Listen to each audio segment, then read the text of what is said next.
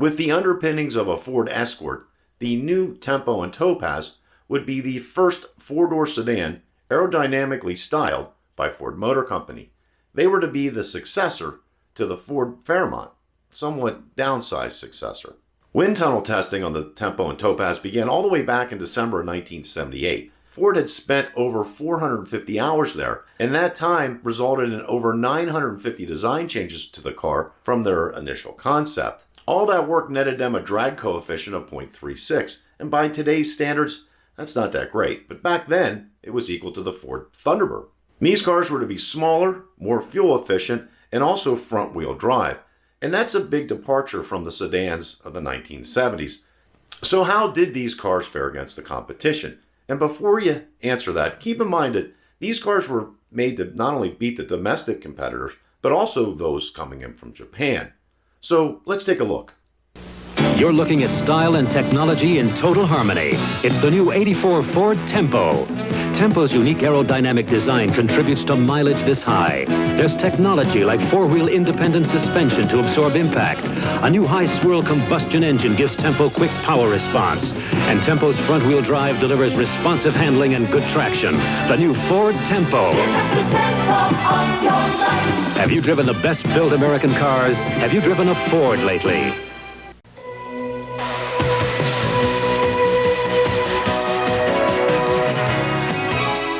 How well a car handles is directly related to the way it responds to its driver.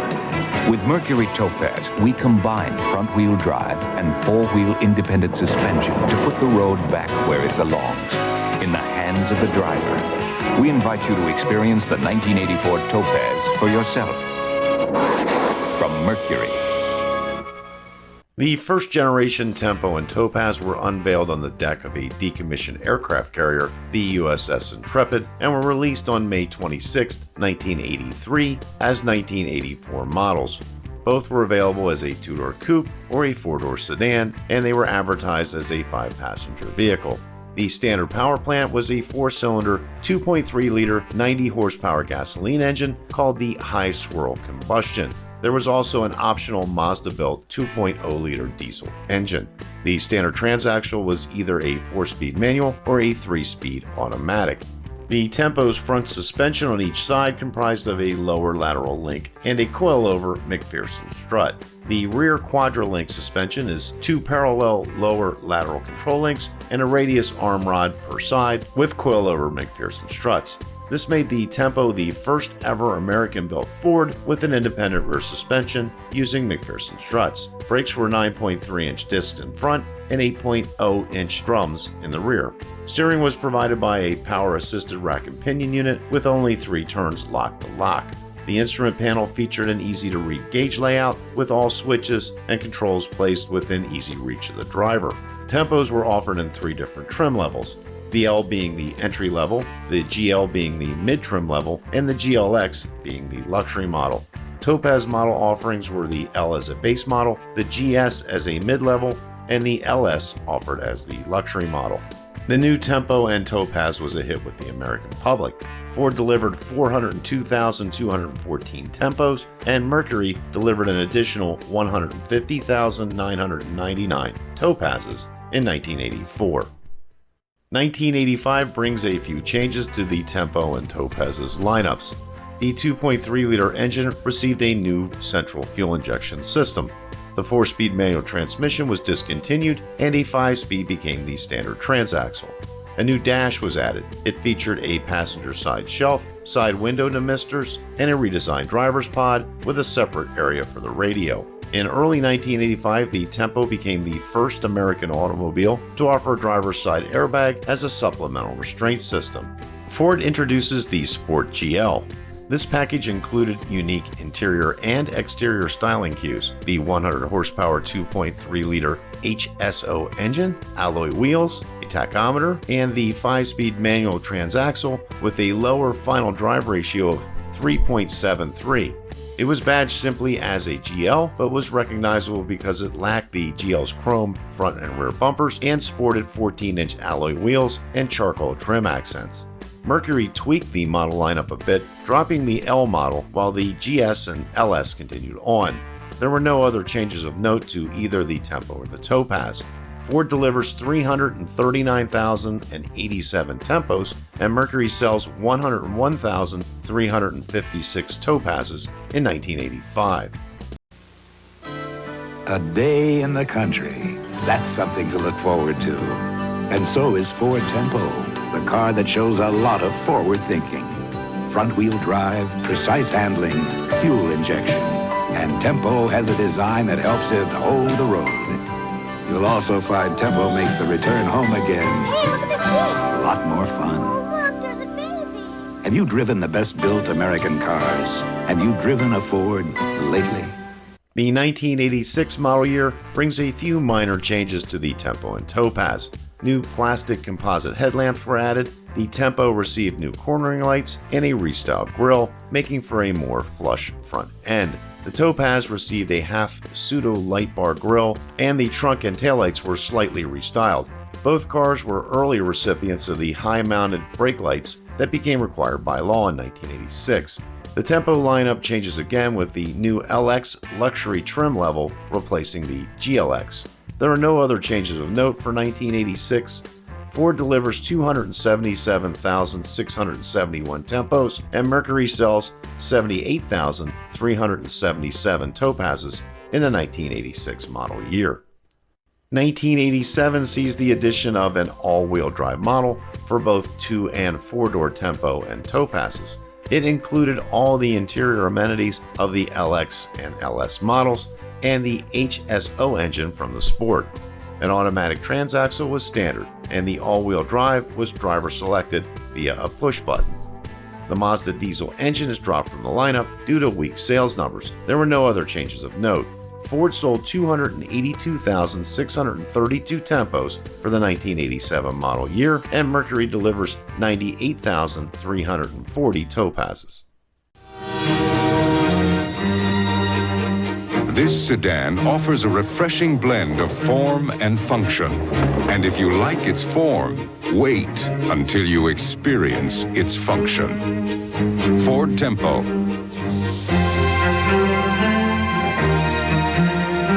A more sophisticated way to express your driving ambition. Have you driven a Ford lately?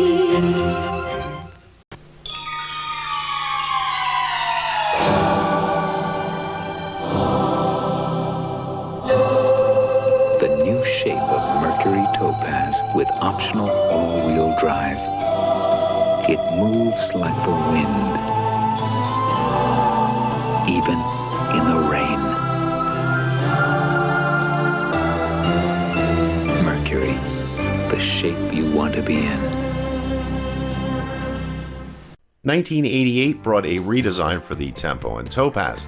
The Tempo received a completely restyled grille featuring 3 thin horizontal chrome bars with a Ford oval in the center and 2 composite flush-mounted rectangular headlamps with restyled front turn signal housings on either side. The Tempo GLS had the grille blacked out, as was the D-pillar. New flush-mounted tail lamps were added. The rear quarter window was redesigned to match and blend evenly with the restyled rear door trim. The Topaz was differentiated from the Tempo by a more formal and more vertical rear window. It featured a waterfall grille with more upscale wheels and solid red tail lamps.